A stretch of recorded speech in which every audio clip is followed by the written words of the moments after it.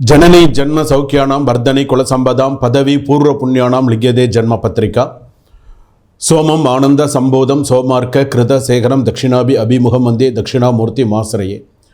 உலகெங்கும் வாழக்கூடிய next gen நேயர்கள் அனைவருக்கும் வணக்கம். நான் உங்கள் டாக்டர் வி ராஜ்குமார் சிவாச்சாரியார் பேசுகிறேன்.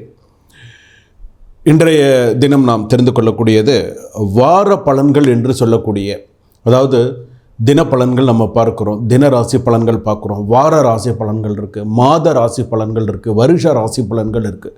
அதாவது ஒரு ஜாதகம் பார்க்கும் பொழுது இவங்களுக்கு இப்படி தான் இருக்கும், இவங்களுக்கு இந்த மாதிரி தான் இருக்கும் அப்படிங்கிறதுல எந்த விதமான மாற்று கருத்தும் இல்லாமல் கரெக்டாக நெத்தில் அடித்த மாதிரி கரெக்டாக சொல்லணும். இது இப்படி தான் நடக்கணும், இது இப்படி தான் வரணும், அப்படி தான் வரணும். ஏன்னா இதெல்லாம் எதை வச்சு சொல்கிறோம்? ஜாதக கட்டத்தை வைத்து நம்ம சொல்கிறோம். அப்போ அந்த வார ராசி பலன் என்று சொல்லக்கூடிய வைகாசி மாதம் 4ஆம் தேதி முதல் வைகாசி மாதம் 10ஆம் தேதி வரையில், அதாவது ஆங்கிலத்தில் நம்ம எடுத்தோம்னு சொன்னால் மே 18ஆம் தேதி முதல் மே 14ஆம் தேதி வரை எப்படி இருக்கும், இந்த ஒரு வார காலம் எப்படி இருக்கும், மேஷ ராசிக்கு எப்படி இருக்கும், இதுபோல் 12 ராசிகளுக்கும் பலன்கள் எப்படி இருக்கும் அப்படிங்கிறத நம்ம தெரிஞ்சுக்க போகிறோம். அப்போ இந்த 12 ராசிக்கான பலன்கள் அப்படின்னு சொல்லும் பொழுது எந்தெந்த கிரகங்கள் எந்தெந்த இடத்துல இருக்குது, மேஷத்துலேருந்து மீனம் வரைக்கும் கட்டங்கள் இருக்குது, 12 ராசி கட்டங்கள் இருக்குது. 2ஆம் இடத்துல பார்த்திங்கன்னா ரிஷபத்தில் சூரியன் புதன், மிதுனத்தில் குரு, அதே போல் பார்த்திங்கன்னா கடகத்தில் செவ்வாய், சிம்மத்தில் கேது, அப்படியே பார்த்திங்க அப்படின்னு சொன்னால் கும்பத்தில் சனி ராகு, மீனத்தில் பார்த்திங்கன்னா சுக்கிரன், இப்படி கிரகங்கள் இருக்குது. இந்த சந்திரன் 2.5 நாளுக்கு ஒரு தடவை இந்த சந்திரன் மாறக்கூடியது. ஸோ அப்போ இந்த ஜாதகத்தில் நம்ம இந்த வார ராசி பலன்கள் என்ன அப்படிங்கிறத நம்ம தெரிஞ்சுக்க போகிறோம். இந்த வார ராசி பலன்களில் என்னென்ன, இப்போ நம்ம இந்த வார ராசி பலன்னா என்ன, குரு பயிற்சி முடிஞ்சிடுது, ராகு கேது பயிற்சி எல்லாம் முடிஞ்சிருக்கு. ஸோ அப்போ இந்த வார ராசி பலன், இந்த வாரத்துக்கு நமக்கு எப்படி இருக்கும், நம்ம என்னென்னலாம் செஞ்சுக்கணும், இந்த வாரம் நமக்கு எப்படி இருக்கும், நம்ம எப்படி கவனமாக இருக்கணும், என்ன மாதிரிலாம் சில சூழ்நிலைகள் நமக்கு வரும் அப்படிங்கிறத நம்ம தெரிஞ்சுக்க போகிறோம். ரிஷப ராசி நேயர்களே, இந்த வாரம் ராசி பலன்கள் உங்களுக்கு எப்படி இருக்கும்? அதாவது சக்கரத்தாழ்வார் வழிபாடு உங்களுக்கு ரொம்ப சிறப்பாக தருவதாக இருக்கும். சக்கரத்தாழ்வார் வழிபாடு, குரு வழிபாடு உங்களுக்கு ரொம்ப சிறப்பாக இருக்கும். ரொம்ப நிறையா கஷ்டப்பட்டுருக்கீங்க. இப்போ தான் இந்த குரு மாற்றமும் ஜாதகத்தில் வந்திருக்கு. ரிஷபத்துலேருந்து மிதுனத்துக்கு போயிருக்கார். ஸோ கொஞ்சம் மூச்சு விடக்கூடிய அளவுக்கு கொஞ்சம் நன்னா இருக்கும். என்ன அப்படின்னு கேட்டிங்க அப்படின்னு சொன்னால், ராசிக்கு அப்படின்னு எடுத்துக்கும்போது இப்போ 2ஆம் இடத்துக்கு மாறிட்டதுனால, உங்களுக்கு மிதுனத்தில் குரு மாறிட்டதுனால ஓரளவுக்கு உங்களுக்கு கொஞ்சம் நன்னா இருக்கும். இருந்தாலுமே பார்த்திங்கன்னா ரிஷபம், மிதுனம், கடகம், சிம்மம் 4ல் அர்த்தாஷ்டமத்தில் பார்த்திங்கன்னா கேது இருக்கிறதுனால தாயார் உடல்நிலையெல்லாம் கொஞ்சம் கவனமாக பார்த்துக்கணும்.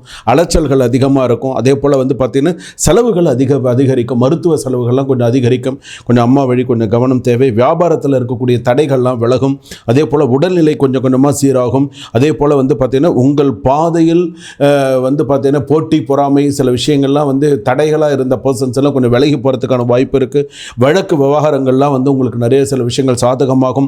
அதிர்ஷ்ட வாய்ப்புகள் சில விஷயங்கள் தேடி வரும். அதே போல் சொந்த தொழில் நல்ல அபிவிருத்தியாக வரக்கூடிய வாய்ப்புகள் உண்டு. இந்த வாரத்தில் உங்களுக்கு நல்ல செய்திகள், இந்த வார பலன் என்று சொல்லக்கூடியதில் நல்ல செய்திகள், திருமண சம்பந்தப்பட்ட செய்திகள், சுப செய்திகள், சுப விசேஷங்கள்லாம் உங்களை தேடி வரத்துக்கான வாய்ப்புகள் நிறையா இருக்குது. மாணவர்கள் பார்த்திங்கன்னா அட்வான்ஸ்டாக ஏதாவது படிக்கணும் அப்படின்னு சொன்னால் படிக்கலாம். ஏதாவது நிறைய நல்ல விஷயங்கள்லாம் பண்ணலாம். அதே போல் பார்த்திங்க அப்படின்னு சொன்னால் தொழில் முன்னேற்றம் நிறையா அமையக்கூடிய வாய்ப்பு உண்டு. வெளிநாட்டு முயற்சியெல்லாம் நல்லபடியாக சக்ஸஸ் ஆகக்கூடிய வாய்ப்புகள் உண்டு.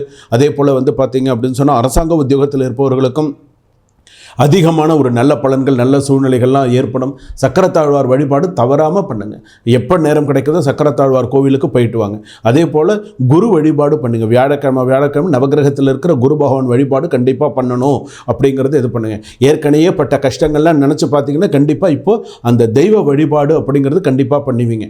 இது பாதி பேருக்கு அந்த தெய்வ வழிபாடு செய்ய மாட்டாங்க. ஸோ தெய்வ வழிபாடில் கொஞ்சம் கவனமாக இருங்க. பெண்கள் ரொம்ப கவனமாக இருங்க. சீட்டு போடுறேன், வேறு ஏதாவது ஒரு விஷயத்தில் செய்கிறேன் பண்ணுறேன்னு சொல்லி இந்த வாரத்தில் மாட்டிக்காதீங்க. அதே போல் ஏதாவது வெளியில் போகும்போது ஏதாவது பொருள் மிஸ் ஆகிறதுக்கு வாய்ப்பு இருக்குது. எதையாவது தொலைச்சிட்டு வந்துடாதீங்க. தொலைச்சிட்டு வீட்டில் கெட்ட பேர் வாங்காதீங்க. குழந்தைகளை முன்னாடி நிற்க வச்சுட்டு வண்டி ஓட்டுறீங்க அப்படின்னு சொன்னால் கொஞ்சம் பாதுகாப்பாக போயிட்டு பாதுகாப்பாக வாங்க. அப்படி போயிட்டு வந்தீங்க அப்படின்னு சொன்னால் நல்லது. அதே போல் நீங்கள் எங்கேயாவது ரொம்ப தூர பயணமாக நீங்கள் போகிறீங்க அப்படின்னு சொன்னால் விநாயகர் பெருமானை பிரார்த்தனை பண்ணி ஒரு தேங்காயை உடைச்சிட்டு அதுக்கப்புறமா நீங்கள் போனீங்க அப்படின்னு சொன்னால் உங்கள் வேலையும் சக்ஸஸ் ஆகும். ரிஷபராசி பொறுத்தளவுக்கு அமோகமாக இருப்பீங்க. வாழ்க வளமுடன்.